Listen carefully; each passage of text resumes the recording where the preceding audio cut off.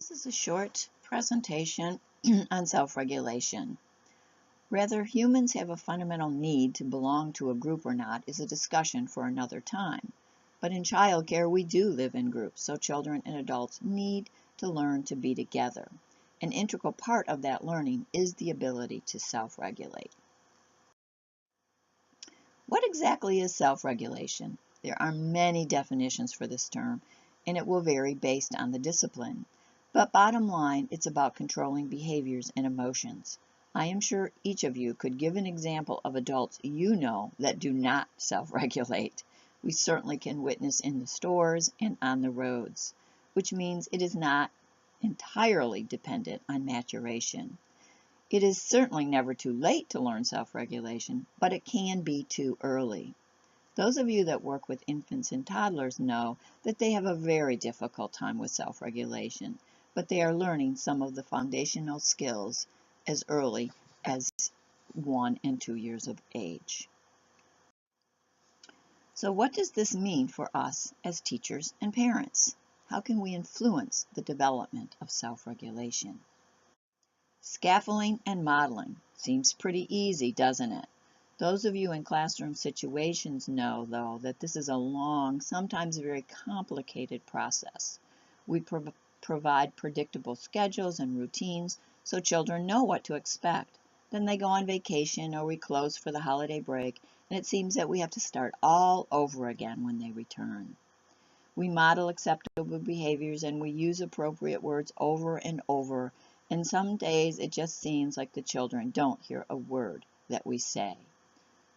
Instilling self-regulation is not a quick and easy process. Maybe self-regulation is complicated because it often centers itself around emotions. Young children are very egocentric. When things don't go as they think, they get angry or sad. Instead of throwing blocks or hitting their classmates, we try to give them appropriate words. I don't like that. I'm playing with that block. Words are often some of the best regulators. Think of your own lives. We often blame lack of communication on many of our problems. Words are very powerful. I've given you a chart in the module that shows how simply changing a few words can often change a child's emotion. Thinking affects emotions, and emotions affect cognitive development. That self-regulation has found to be a predictor is probably the most important reason to concern ourselves with its importance. Self-regulation eventually means some intentional decision-making on a child's part. Instead of hitting my classmate, I will use my words to tell him to stop bothering me. Self-regulated children are very successful in school. No surprise there. Educators have discovered if children plan their own experiences, it helps with self-regulation. Some of you probably use the Plan, Do, Review curriculum.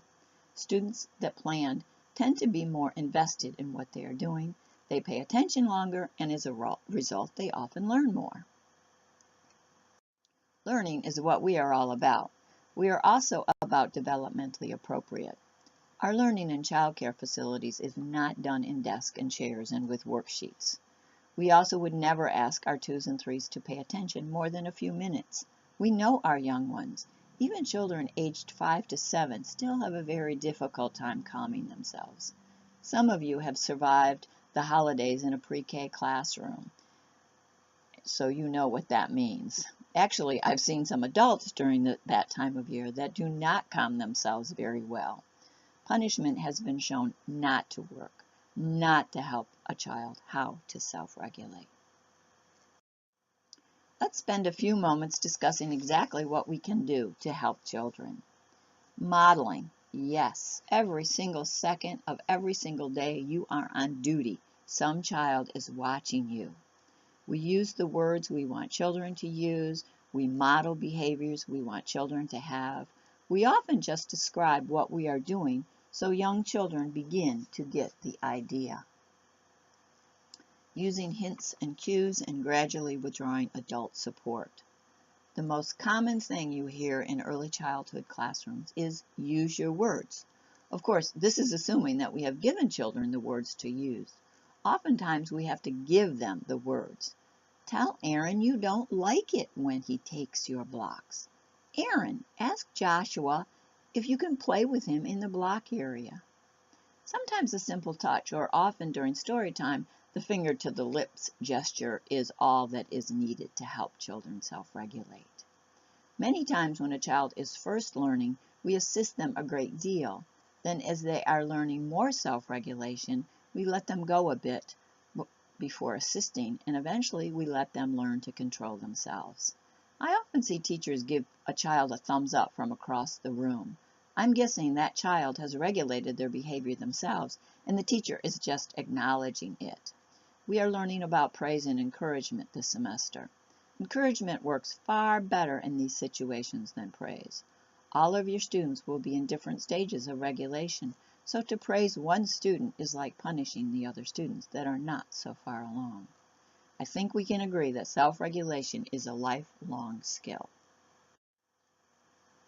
90% of your time is spent working on self-regulation, but it's okay, it's important. As stated earlier, it is a foundational skill for later success. We provide the environment and the examples. Yes, some days are better than others. If you have a particularly great example of helping children with their self-regulation, or if you've observed a great example in a classroom, please share that in the virtual lounge. Also, please post any questions or concerns there as well. Thank you.